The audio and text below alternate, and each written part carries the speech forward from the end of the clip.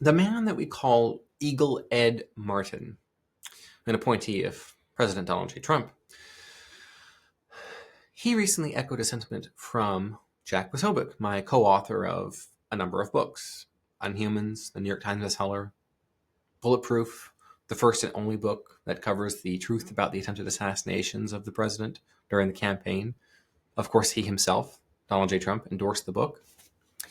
The particular sentiment that conveyed what Eagle Ed Martin boosted is as follows. The jury trial is a great example of how an Anglo-Saxon tradition gets short-circuited by multiculturalism. I'm now going to teach you a persuasion technique that you can use when you want to get a point across and you understand that feelings don't care about facts. Their feelings don't care about your facts, okay? Taking the Ben Shapiroism. If you try to use logos-based persuasion, ethos-based persuasion, which is like, here are the facts and here's what's right, and there's not pathos happening, no one's going to care. But here's the unfortunate truth. If you've heard of this as the three legs of the stool of rhetoric, okay, pathos, ethos, and logos. Pathos being touchy-feelies. If you have pathos, you don't need the other two. Because the leg of the stool of pathos is so large, it's basically a log you can sit on. I'm going to give you an example of that on this exact topic in just a moment. But of course, we must introduce ourselves, or reintroduce ourselves.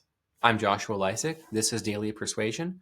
I am the New York Times bestselling author and co-author, a ghostwriter of more than 100 books now, and a certified hypnotist.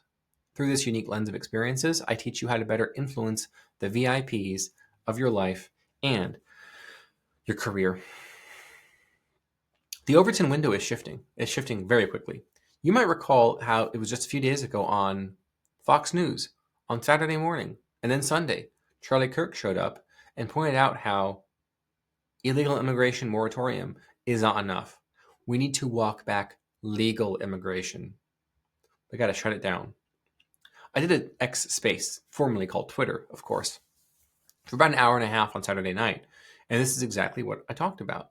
How the fact that now normies, Fox News boomer conservatives across the country are now being exposed to, by a reasonable person, legal immigration has to stop to the United States.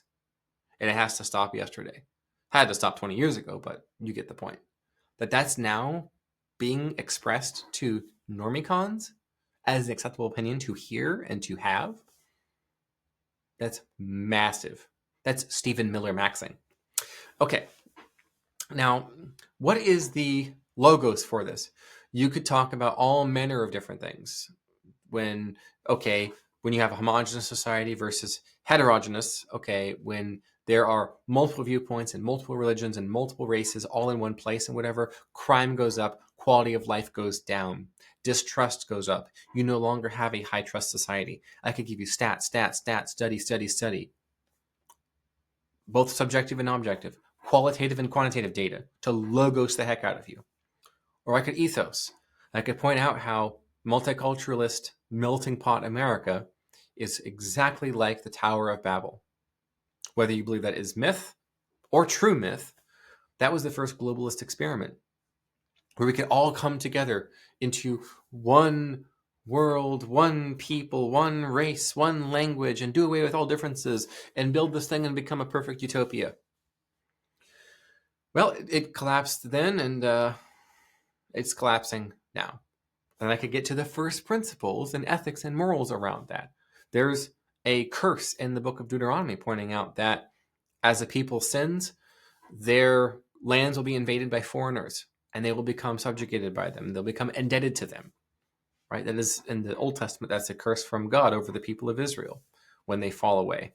Okay, we could talk about the ethos stuff, right? The ethics and morals and that conversation.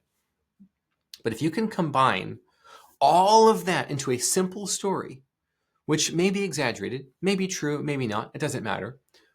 A simple pathos persuasion maxing situation, a parable, a micro parable, everything you need to get across that you're arguing for Can be communicated in, let's see, how many lines did I do it in? I did it in 1, 2, 3, 4, 5, 6, 7. 7 lines, 7 sentences. And each sentence is 1 line. That's pretty good. So here's the micro parable.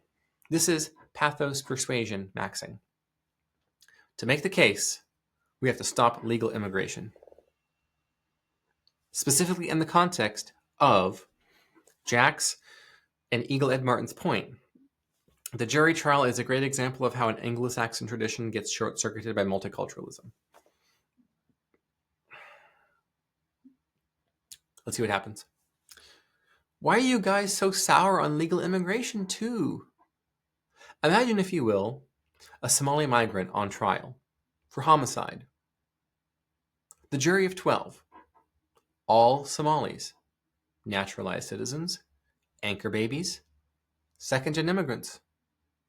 The victim's name is Bob. What's the verdict? Stay on track. They all go back. Okay, that's 2 Pathos Persuasion lessons. He who has ears to hear, let him hear.